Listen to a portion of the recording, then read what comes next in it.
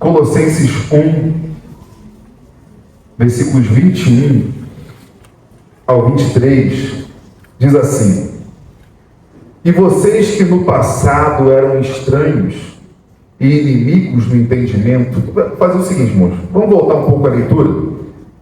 A mensagem é do versículo 21 ao 23, mas vamos ler lá a partir do versículo 13. Vamos lá. Colossenses 1, começar a ler no 13. Ele nos libertou do poder das trevas e nos transportou para o reino do seu Filho amado, em quem temos a redenção, a remissão dos pecados. A partir do versículo 15 ao versículo 20, nós temos um cântico. A gente não tem aqui a música, temos a letra, mas uma expressão de adoração do apóstolo Paulo, que muito se crê que possivelmente poderia até ser um cântico da igreja de adoração, já que são palavras de adoração. Ele é a imagem do Deus invisível, o primogênito de toda a criação, pois nele foram criadas todas as coisas nos céus e sobre a terra, as visíveis e as invisíveis, sejam tronos, sejam soberanias, quer principados, quer potestades. Tudo foi criado por meio dele e para ele. Ele é antes de todas as coisas. Nele tudo subsiste. Ele é a cabeça do corpo que é a igreja. Ele é o princípio, o primogênito dentre os mortos, para ter a primazia em todas as coisas. Porque Deus achou por bem que nele residisse toda a plenitude, e que, havendo feito a paz pelo sangue da sua cruz, por meio dele, reconciliasse consigo mesmo todas as coisas, quer sobre a terra, quer nos céus.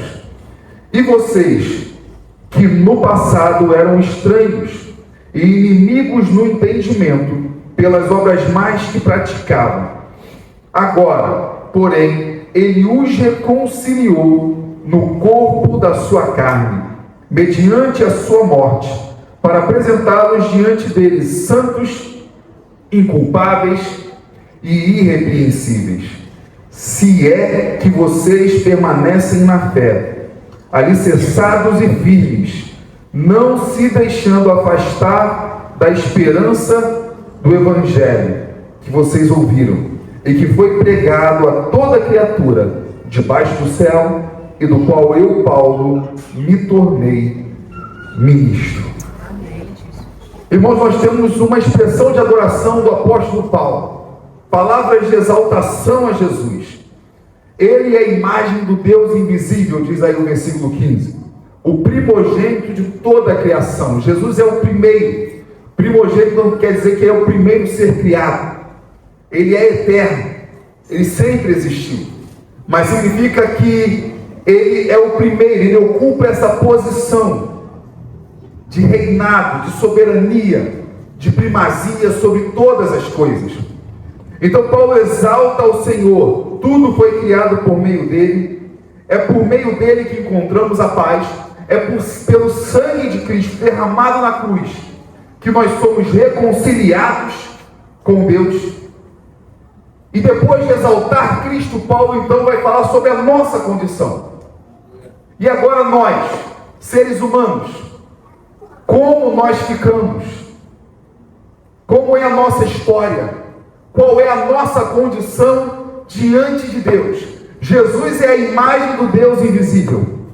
E nós somos o quê? Ocupamos o quê nessa história? E aí Paulo então diz: e vocês que no passado eram estranhos e inimigos no entendimento pelas obras más que praticavam, diz aí o versículo 21.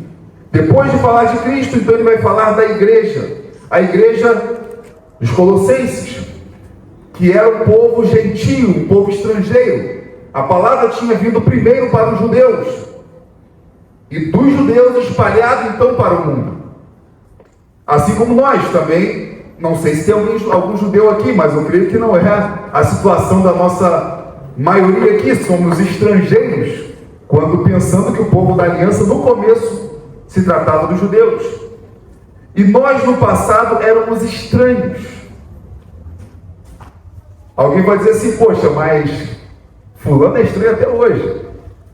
Não é esse tipo de estranho. Não vai dizer assim, poxa, calma aí, então continua na mesma situação, não mudou.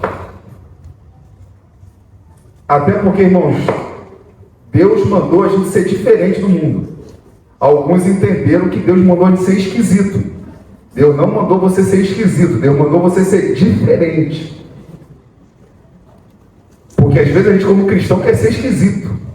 A gente tem dificuldade, às vezes, até de dialogar com uma pessoa não cristã, porque a gente carrega, parece um dialeto próprio, que é o crentez. E às vezes fala com a pessoa não está entendendo nada. Amém! Você pode falar com o irmão, porque o vaso ali, a pessoa vai pensar o que do vaso? Eu cresci na igreja, quando se falava de vaso, eu pensava no vaso do banheiro. E eu cresci na igreja. Aí depois eu comecei a achar que era o vaso da planta.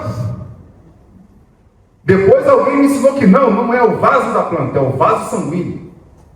Aí eu não sei, né? Porque falou que o vaso sanguíneo transporta algo. Então, o vaso é um instrumento nas mãos de Deus. Então ele transporta algo. Mas tá bom, pode ser o vaso da planta. Só não pode ser aquele outro vaso lá, porque Deus está eliminando todas as impurezas da nossa vida. Então o que acontece? No passado eram estranhos. Estranhos quer dizer que nós éramos fora da aliança. Um povo sem aliança com Deus. Um povo fora de ser chamado povo de Deus. Nós não éramos chamados povo de Deus. Estávamos fora disso. Uma vida onde Deus era desprezado. E não apenas estranhos. Paulo diz que nós éramos inimigos. Inimigos de Deus.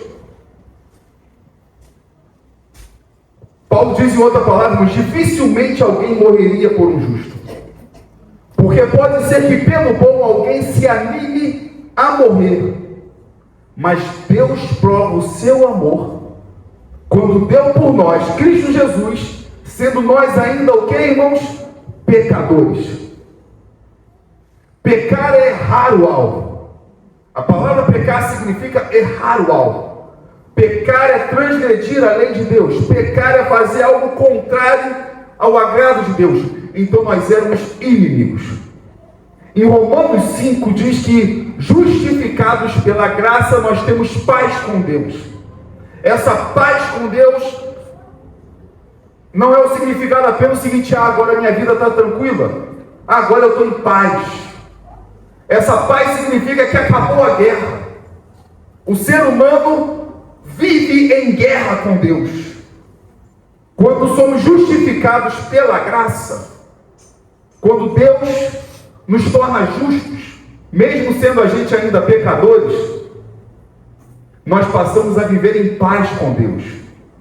Ainda somos pecadores, mas não estamos mais em guerra com Deus. Pelo contrário, nós clamamos pela ajuda dele. Nós queremos a intervenção dele na nossa vida. Queremos que ele opere em nós. Queremos que ele, se for preciso, até mesmo force algo na gente para que a gente não faça o que seja do nosso querer. É o que a gente aprende com Jesus na oração do Pai Nosso. Não nos deixes cair em tentação. Mas calma aí. Cair em tentação não significa eu resistir à tentação? Eu me esforçar para não cair em tentação?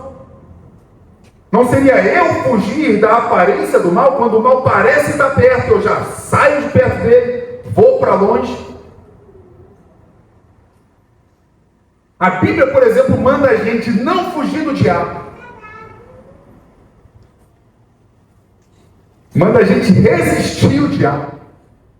A Bíblia fala para chegarmos a nossa vida a Deus e resistir ao diabo, porque é ele que fugirá de nós.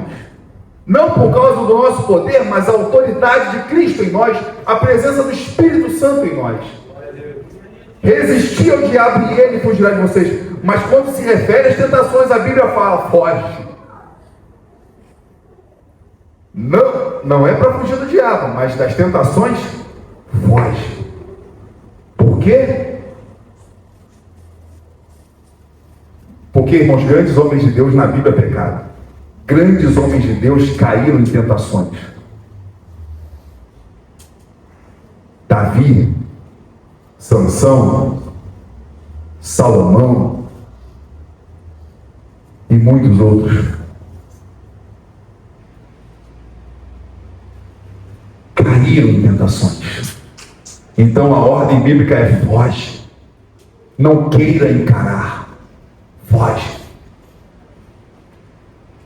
Então, irmãos, a nossa natureza antes era querer ir em direção às tentações. Ofender a Deus e, na verdade, não se importando com Ele, ignorando a Ele. Então, quando somos justificados, quando pelo sangue de Jesus somos considerados justos, ainda que a gente saiba muito bem que não somos tão justos assim, e não somos tão bons assim, mas pela misericórdia do nosso Deus, Ele nos deu essa graça, estamos em paz com Ele. Porém, o apóstolo Paulo declara aqui a nossa realidade, a nossa condição. Paulo está falando, irmão, sobre a situação do ser humano: passado, presente, futuro. O passado era o quê? Nós éramos estranhos à aliança, não éramos povo de Deus, ignorávamos a Deus, não estávamos em aliança com Ele, não éramos a noiva de Cristo aguardando Ele como nosso noivo. Por quê? Porque não havia aliança nossa com o Filho de Deus, não havia aliança nossa com o Pai, não havia aliança nossa com o Espírito Santo. Estranhos e inimigos, irmãos, nos entendimentos e nas obras. Percebam? E vocês no passado eram estranhos e inimigos no entendimento pelas obras mais que praticavam. Inimigos no entendimento, inimigos na mente. Significa que hoje não passa besteira na nossa mente? Pelo contrário, é uma luta constante. É uma luta constante para que o mal saia da nossa mente. Talvez a gente nunca tenha matado alguém de fato, mas na mente já tenha desejado a morte de muitos.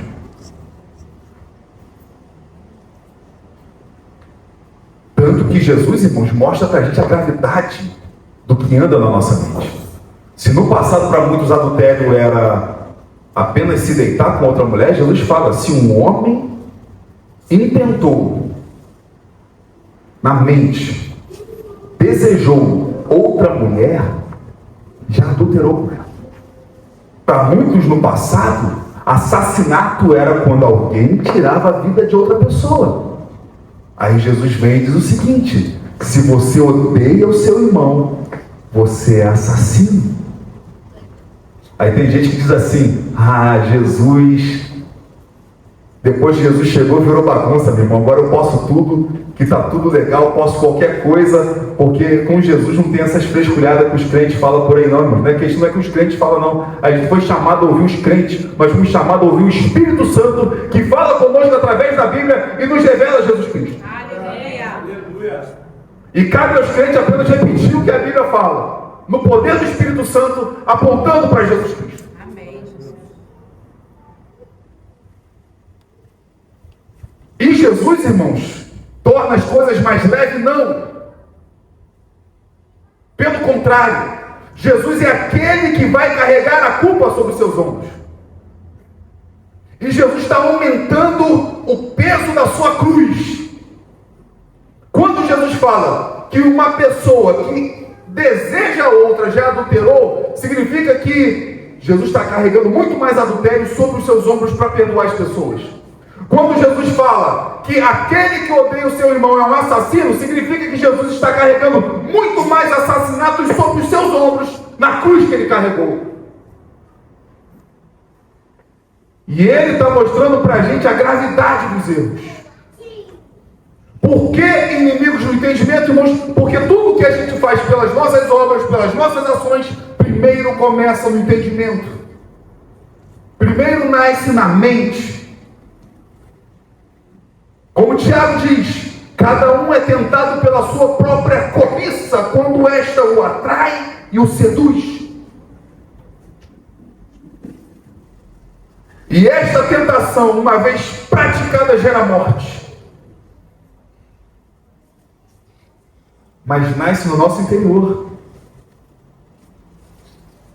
Então, o que Paulo está dizendo é o seguinte: nós éramos inimigos no entendimento, inimigos na nossa mente e nas nossas atitudes. Mas percebam o seguinte, irmãos, a esperança que nós estamos tendo nesse evangelho. Olha como o apóstolo Paulo é positivo nas suas ações.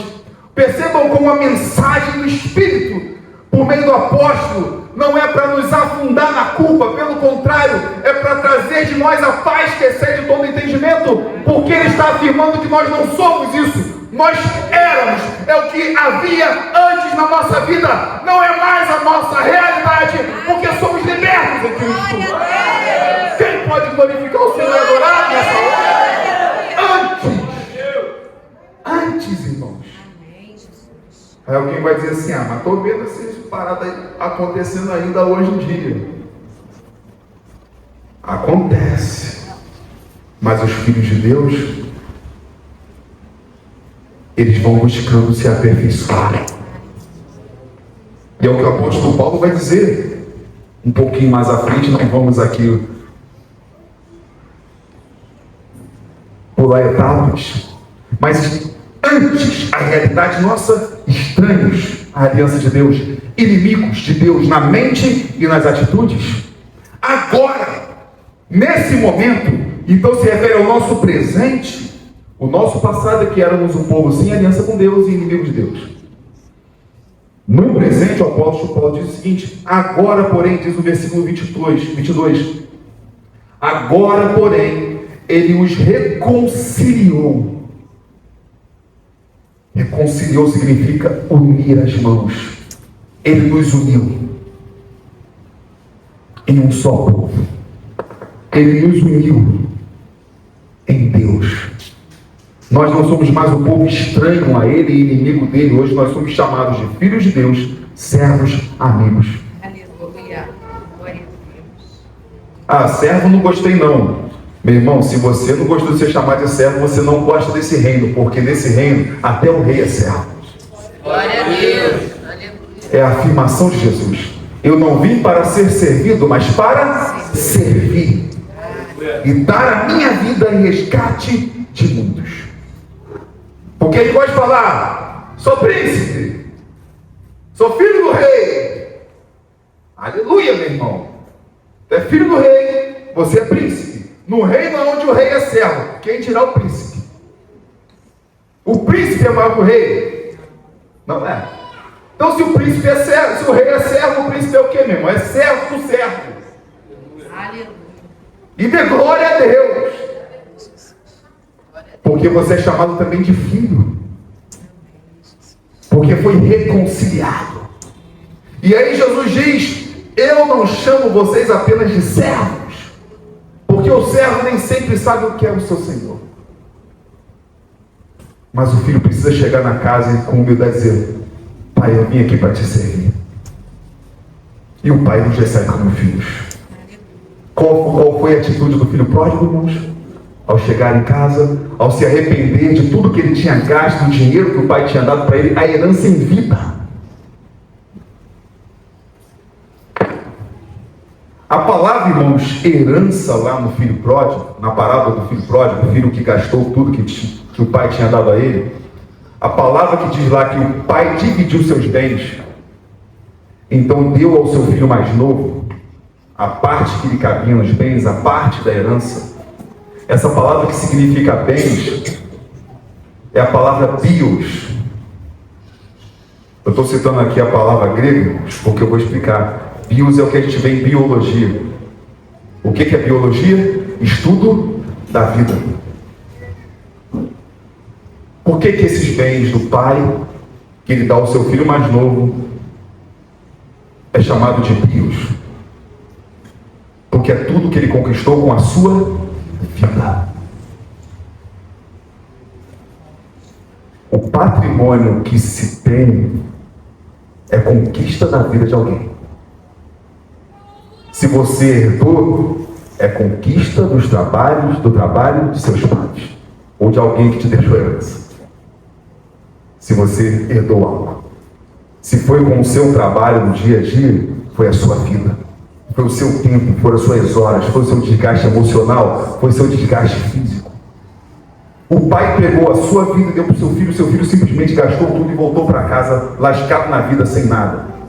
E qual o discurso dele então, diante do seu pai? Ele era filho, mas ele falou o quê para o pai? Pai, não sou digno de ser chamado seu filho. Faça-me como um dos seus trabalhadores, seus servos. E quando ele chega diante do pai, o pai recebe ele como, irmãos? Como filho. O grande problema é que às vezes, irmão, é o seguinte: eu sou filho do rei. Aí tu quer chegar diante de Deus, meu irmão, peitinho de pombo. Estou aqui, pai. Vim requerer. Isso aí, meu irmão, era o filho pródigo, meu irmão, quando o bicho era ruim. Quando o pilantra já estava pensando em gastar tudo que o pai conquistou e deu para ele de mão beijada. Por isso que o Timothy Keller, quando prega essa mensagem, ele chama o livro dele de Deus Pródigo. Como Deus é pródigo? Porque muita gente acha que pródigo é prostituta, irmãos. Que o filho foi lá e gastou tudo com prostituta, gastou na farra. Tem gente que acha que pródigo é isso. Não, irmãos, pródigo é aquele que tudo gasta. Então é o seguinte, irmãos, o filho é irresponsável. Esse pai representa Deus. Será que o pai não sabia que seu filho era irresponsável? Será que seu pai não sabia que o filho ia gastar tudo que tinha? De forma pessimamente administrada? Será que esse pai não sabia disso? O pai sabia. Mas ele dá a sua vida para o seu filho. E quando aquele filho volta para casa, o pai faz o que, irmãos? Dá uma festa. Bota o anel no dedo! Mata o meu filho gordo! Vamos dar uma festa! Bota uma roupa nova desse garoto que está aprendendo a... Ele estava cuidando de quê mesmo, irmãos? De gordos! Dá um banho nele, bota a roupa nova! O filho mais velho voltou do campo, um filho obediente, trabalhador, fica com raiva porque ouve a dança, festa. Ele não entendeu que o que o pai mais ama são seus filhos. Ele servia na lavoura, servia no campo, ele servia cuidando dos bois, das ovelhas. Ele não entendeu que o pai mais amava são seus filhos. E ele estava se reconciliando com seu filho mais novo. Nós podemos ser o filho mais novo da história, mas nós podemos ser o filho mais velho, nós podemos ser tudo nessa história. Nós só não somos o pai. O pai é só ele. Porque o filho mais velho é o filho perdido dentro de casa, na religião. O filho mais novo é o filho perdido no mundão. E às vezes o que está perdido dentro da religião é mais difícil de se arrepender do que o que está perdido no mundão. Porque o que está perdido no mundão, ele sabe que fez todas as besteiras do mundo. Ele sabe que desagradou o Pai. O que está perdido dentro da religião acha que suas obras estão agradando a Deus. E ele está perdido dentro da igreja. E precisa se arrepender.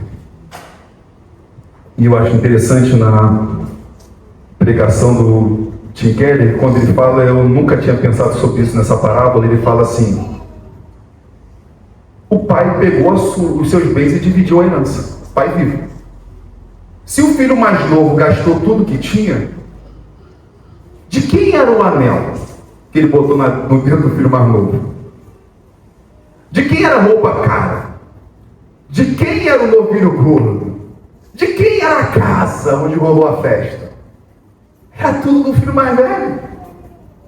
Porque se ele pegou e deu a herança para o mais novo gastou tudo. O que sobrou na casa era de quem? Era tudo herança do mais velho. Mas o mais velho nunca percebeu que o que era do pai era dele. O pai sempre trabalhou para o Senhor. Ele não se via como filho, ele se via apenas como servo.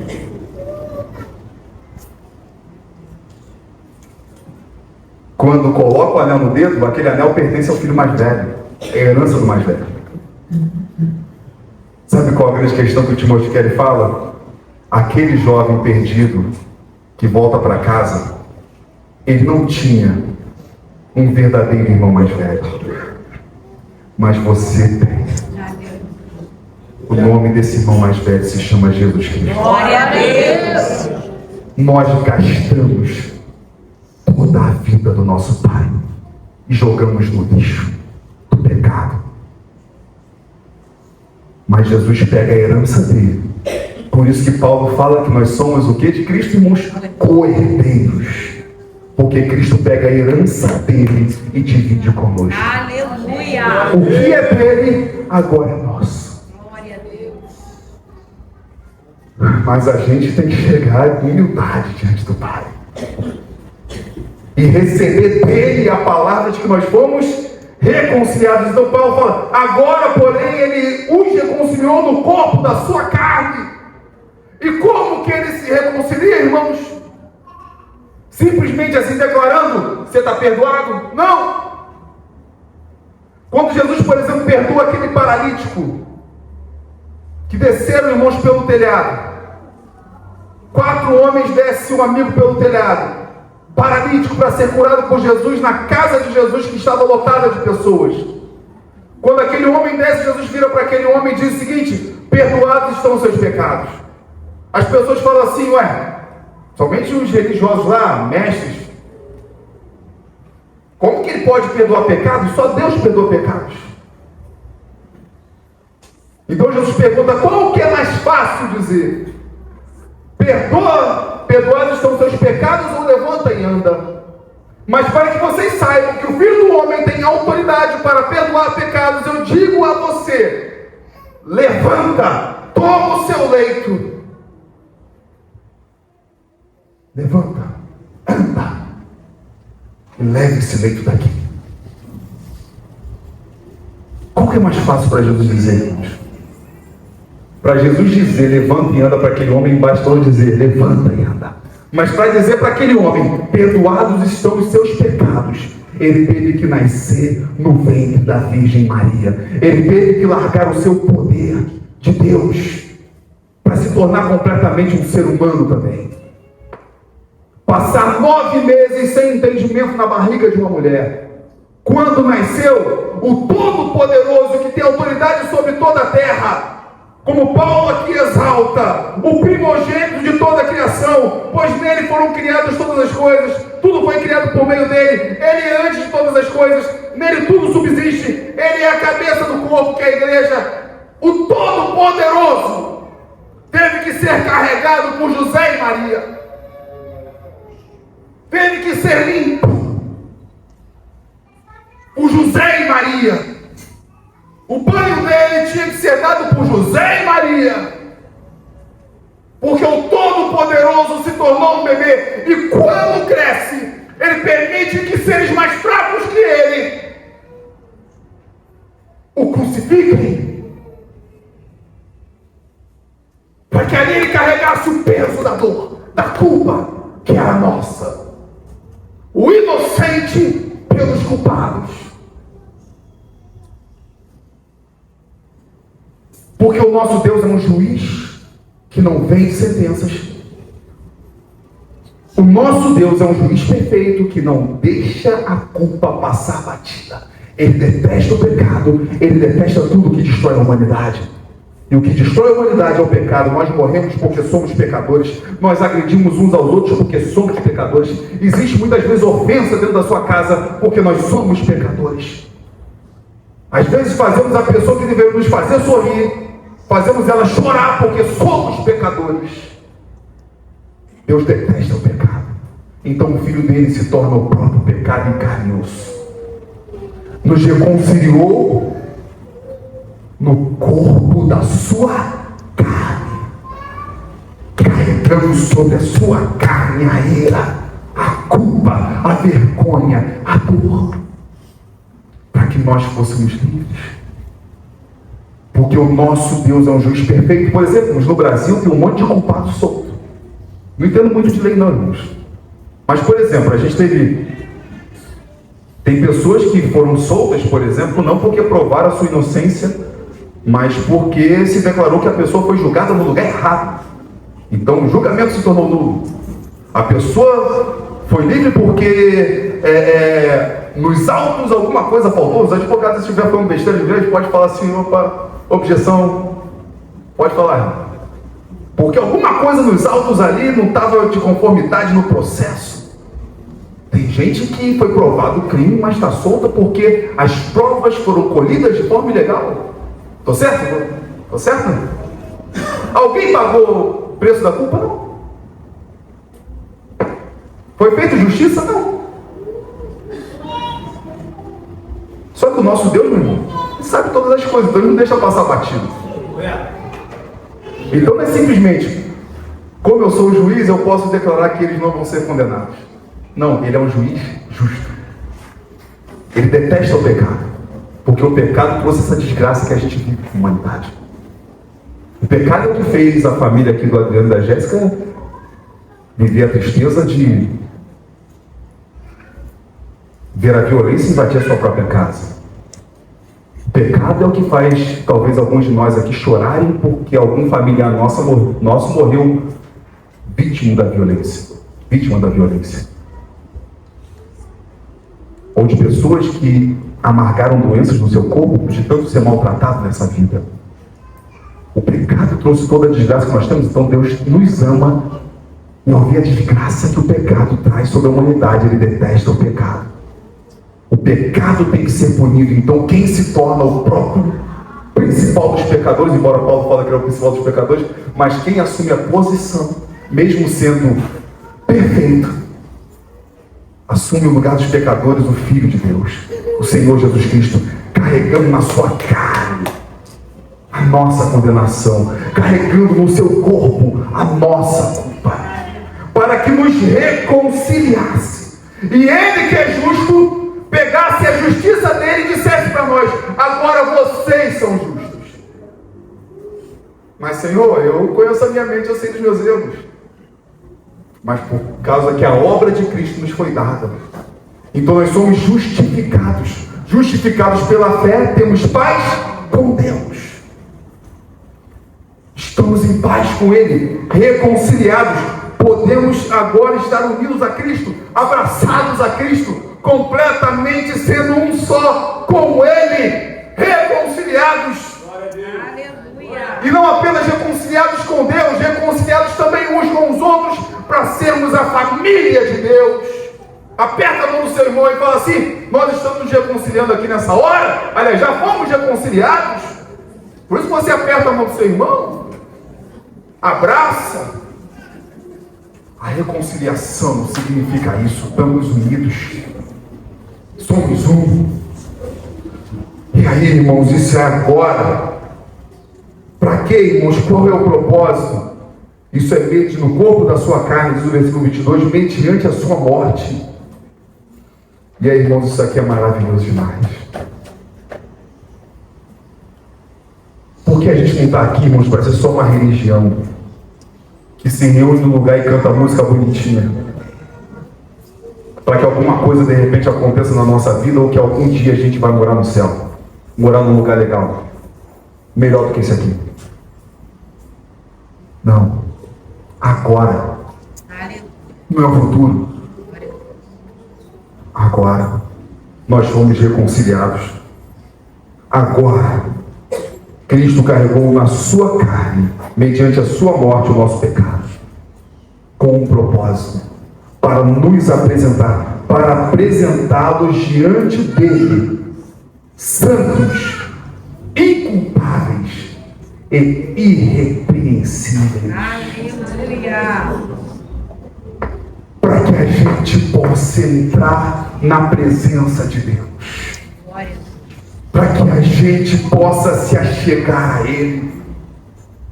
Por exemplo, esse livro que nós vamos estudar, irmãos, discipulado, começa com contemplação. O que significa esse título?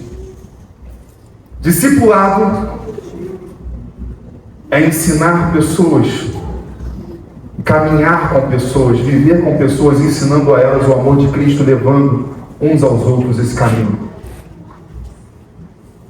E por que ele fala que discipulado começa com contemplação? Porque como que eu vou ensinar para os outros ou falar para os outros de alguém que eu não conheço?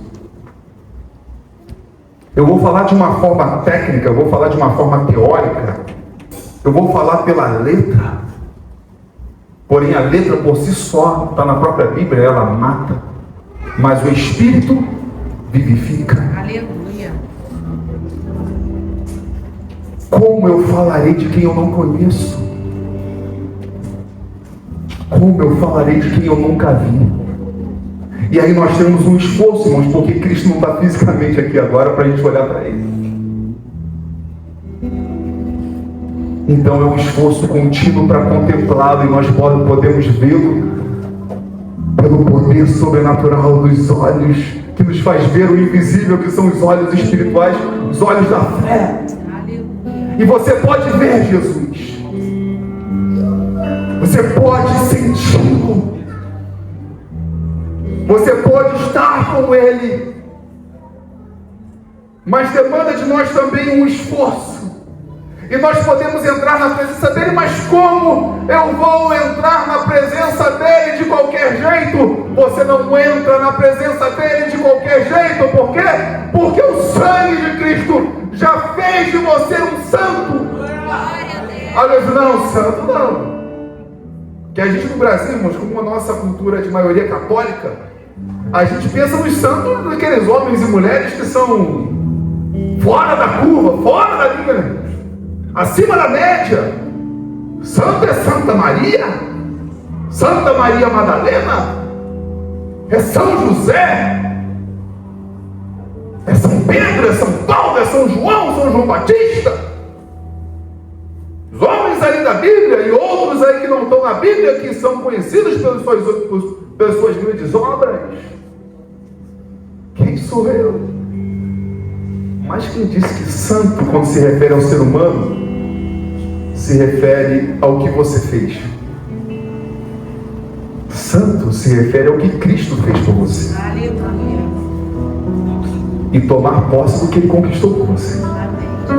A palavra santo, a gente sabe, significa separado. Você agora é separado para ser dele.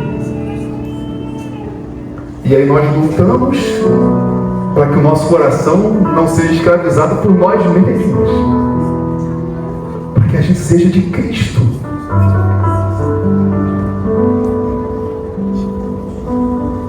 Santos, separados para ser dele, para ser da família dele, para pertencer a ele, para se relacionar com Cristo por toda a eternidade. Não apenas santos, mas também inculpáveis. O que significa que o diabo não tem poder sobre a sua vida, porque não há culpa em você. Aleluia. Ah, mas eu lembro muito bem do que eu já fiz. O diabo também. E ele morre de raiva porque Jesus limpou o seu passado, porque Jesus carregou na cruz o seu passado, porque Jesus foi condenado pelo seu passado. Glória a Deus. E talvez até por alguma coisa, não estou querendo motivar ninguém a pecar não, irmãos, mas até por algumas coisas futuras também. Inculpáveis, porque a culpa recaiu sobre ele. E não apenas inculpáveis, mas irrepreensíveis. Calma aí, irrepreensível. Ele mexe, eu cometo um erro aí que alguém precisa me chamar a atenção, até fico com raiva. Aí a gente fica com raiva, né, irmãos, quando ele repreende a gente. É ruim de aceitar. Então não é possível, eu não sou irrepreensível. Irrepreensível aí nesse sentido aí, irmãos, é que o diabo não pode apontar o dedo para você,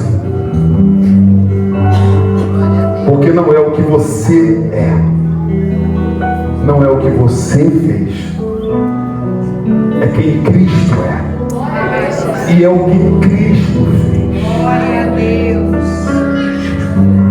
Nós somos apenas alguém que está atrás de Cristo, agarrado a Cristo, sendo levado à presença de Deus pelo sumo sacerdote das nossas vidas, que é o Senhor Jesus.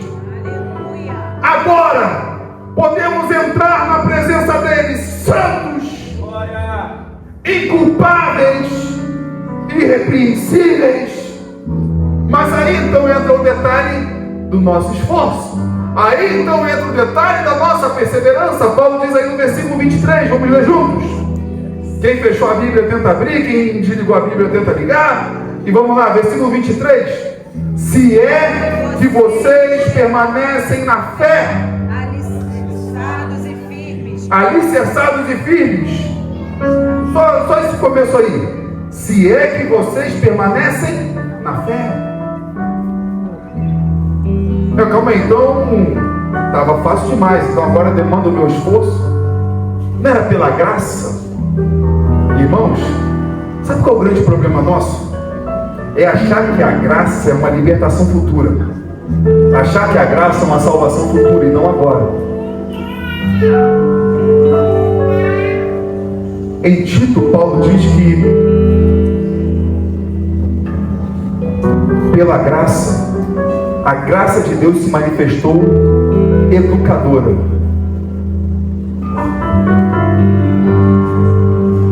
Para que, renegadas impiedades, as coisas que são contrárias à vida com Deus e as paixões mundanas, as paixões deste mundo, vivamos no presente século de maneira sensata, justa e piedosa.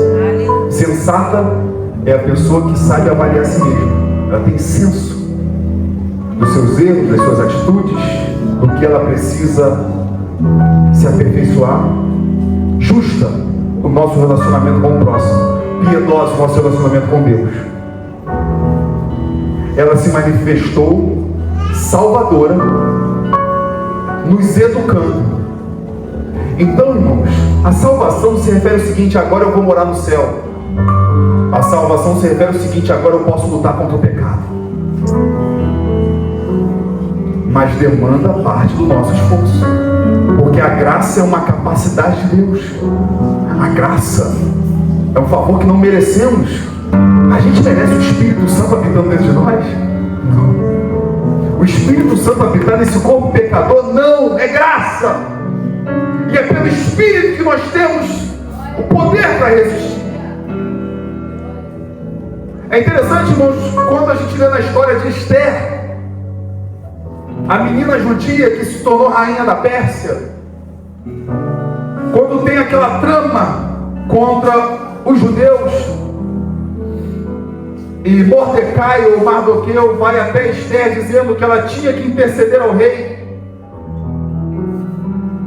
que ela devia entender o porquê que ela estava ocupando aquela posição, que aquilo não era por acaso, de uma mulher judia ser rainha, e justamente os judeus estarem sendo perseguidos.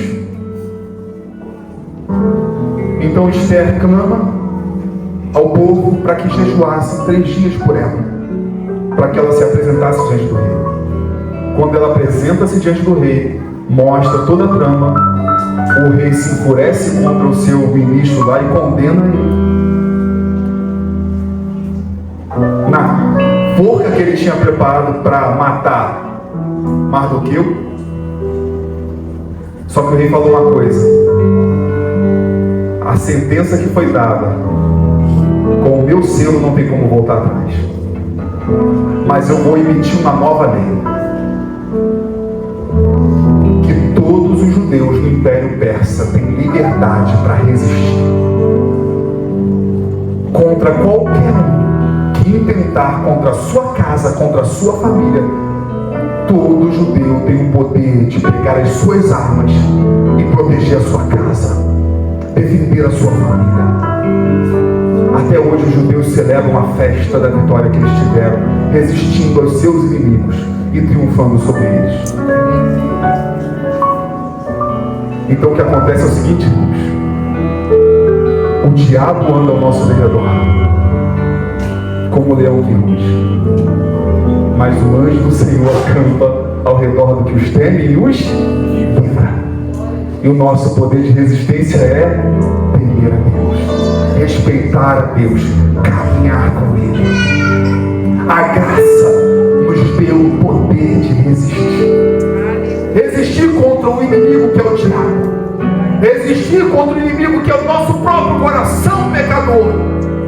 Como disse Jeremias, ou Ezequiel, agora meu irmão faltou qual profeta foi. Enganoso é o coração, mais do que todas as coisas, e desesperadamente corrupto, quem o conhecerá? A graça de Deus vem sobre nós, para que a gente lute inclusive contra o nosso próprio coração, como ele fala aí, se é que vocês permanecem na fé, alicerçados e firmes. Essa firmeza, irmãos, vem por meio de uma vida alicerçada. Os alicerces estão lançados em algo que não é visível, o que significa de uma vida com profundidade. A gente está aqui adorando. Os irmãos podem ver cada um de nós aqui levantarmos as mãos. Os irmãos podem ver a gente cantando mais alto. Os irmãos podem nos ver até pulando para a glória de Jesus. Mas ninguém está vendo o nosso quarto de oração. Ninguém está vendo a nossa mente voltada para o Senhor, meditando na palavra dEle. Ninguém está vendo o nosso tempo a sós com Deus. Ninguém está vendo por quê? Porque é um alicerce lançado diante do Senhor, cavando para alcançar a rocha que é Cristo, para estarmos firmados nele e não em nós. Glória a Deus. De maneira, irmãos, que uma pessoa não precisa na reunião da igreja ficar se exaltando do tanto que orou, do tanto que jejuou, do tanto que meditou, porque as próprias obras dirão quem é de Deus ou não. Os próprios atos mostram quem é que ora e quem não ora. Quando Pedro, por exemplo, nega 3 vezes que conhecia Jesus, a pergunta é o seguinte: ele orou, irmãos? Jesus mesmo falou para Pedro: nem uma hora comigo você consegue vigiar? Está dormindo de novo? Vigia e ora, para que você não entre em tentação.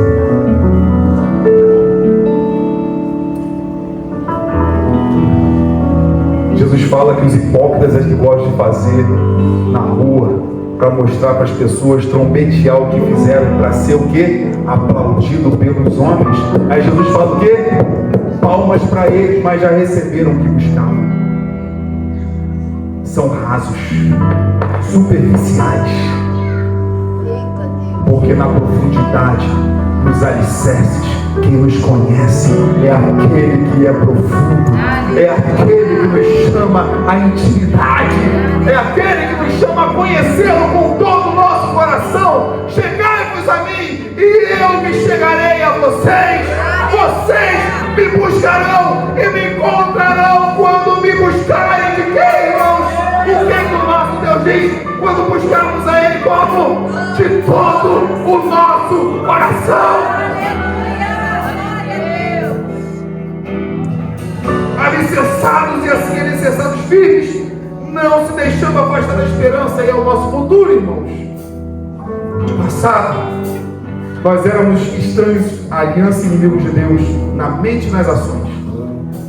Agora, nós fomos reconciliados pelo corpo de Cristo, sofrido na cruz, condenado na cruz, e somos apresentados diante dele santos, irrepreensíveis, inculpáveis,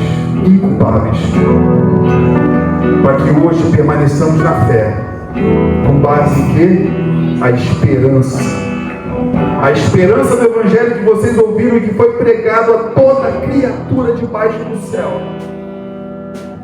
e do qual eu, Paulo, me tornei ministro. Sabe qual é a palavra ministro aqui, irmãos?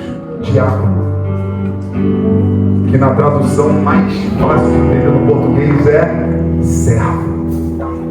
A palavra que a gente acha porque tem os ministros, né? Por que existe ministro no Brasil? Teoricamente é porque eles deveriam ser os principais servos do povo.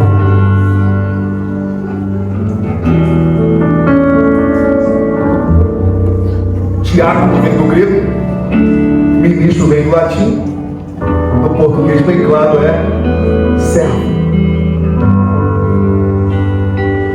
do qual eu me tornei servo, diz Paulo. Ministro. Uma vez uma pessoa falou comigo assim: não, ministro é só o pastor na igreja. Eu falei: meu irmão, o dia que ministro na igreja for só o pastor, meu irmão, eu já me matei, porque eu não aguentei o tranco não. Hoje eu detonei com a minha vida. Aonde uma igreja só vai ter um ministro? Todos nós devemos ser ministros do Senhor. Servos dele, representantes dele nesse mundo, porque quando Paulo fala este evangelho que vocês ouviram, e Paulo está manifestando aqui uma fé que ele tem e que foi pregada a toda criatura debaixo do céu. Paulo está manifestando aqui uma certeza de que um dia este evangelho será pregado a toda criatura. E até mesmo Jesus fala que este é um sinal da volta dele. E será pregado o evangelho do reino para testemunho de todas as nações. Então virá o fim. O evangelho, a esperança. Irmãos e irmãs, estamos plantando uma nova igreja. Mas a esperança de vocês não está nessa nova igreja. Se essa nova igreja se colocar como a igreja ou como a esperança, ela vai ruir e ela vai sabotar o reino, porque toda a glória deve ser somente a Jesus. Toda a nossa esperança está somente em Jesus. A igreja é apenas um canal, um instrumento, um povo, servo de Deus, que se tornam também filhos e amigos dele, para que o evangelho da esperança alcance toda a criatura. O que é o evangelho, irmãos? O evangelho é boa notícia. Qual é a boa notícia? O Filho de Deus, nosso Senhor Jesus Cristo, deixou a sua glória, esvaziou-se de si mesmo, da sua posição de mesmo, na sua posição de Deus, esvaziou-se de si mesmo, assumindo a posição de servo, reconhecido como um ser humano. E como um ser humano foi obediente, sendo servo, obediente até a morte. Morte de quê? De cruz, humilhado, zombado, escarrado, pisado, zombado. Mas aquele que é todo poderoso permitiu que fizesse isso com ele. Por quê? Porque diz Isaías 53, ele verá o fruto do penoso trabalho da sua alma. Qual é o fruto do penoso trabalho da sua alma? É quem está aí do seu lado, irmão. É você. Olha para o seu lado aí, olha para esses irmãos aí. Esses são o fruto do penoso trabalho na vida de Jesus, e ele ficaria satisfeito. Por isso ele deixa que os mais fracos o humilhem, que os mais fracos o matem, que os mais fracos humilhem, zombem dele. E aquele que se humilha, diz a palavra, Deus o exaltou sobremaneira e lhe deu o nome que está acima de todo nome, para que é o nome de Jesus se dobre todo o joelho do céu e da terra e debaixo da terra, e toda língua confesse que Jesus Cristo é o Senhor, para a glória de Deus Pai. Confessa com a sua língua agora, meu irmão. Confessa agora. Jesus é o Senhor. Jesus é o Senhor. Grite, igreja. Jesus é o Senhor. Jesus é o Rei. Exaltado nas alturas. Senhor dos senhores. Rei dos reis. Aquele que nos costurou com Deus, nós que antes estávamos separados. Lembrem disso. Vamos louvar nessa hora. Se coloque em pé, igreja.